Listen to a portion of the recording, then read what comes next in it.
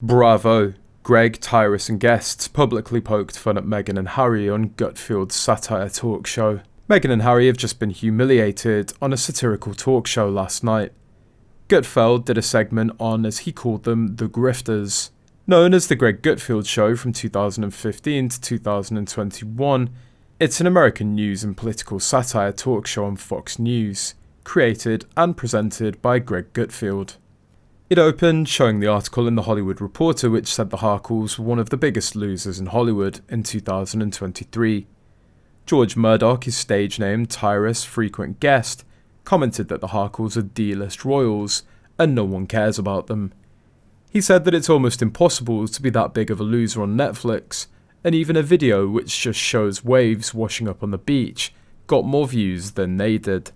Tyrus is an outspoken critic of them. He's a wrestler. He's biracial, he doesn't seem to have time for their whining and complaining. Another guest laughed that the fireplace video was more popular than their show. Andrew, a TV chef, didn't know from what, said that Meghan was on his show featuring junior chefs and was very nice. He said that she started texting and calling him and his wife at about that time she met Harry, and suddenly they never heard from her again.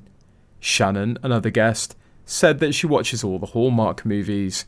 She said it's always the girl finding the prince, and she said there's not one movie that features a plot where the girl marries the prince and then begs him to give it all up. They basically made fun of them for 5 minutes, including comments about Harry letting Meghan cut off his balls. The other big problem identified is their lack of discretion, having built a brand explicitly on breaching private confidences and telling tales. That's another reason why many in Hollywood keep away from them. Honestly, I think this holds a lot of weight. Discretion and trust are absolutes in Hollywood. Lose those and you're not getting far. If you're willing to talk disclosing private conversations with the late Queen, current King and future King, let alone they're your family, who'd be safe from their conversations being disclosed? It's quite impressive how fast they've fallen in 2023. A year ago, everyone was still treating them with kid gloves. South Park opened the floodgates. It comes as Harry and Meghan's £88 million Netflix series is reported to be less popular than Peppa Pig.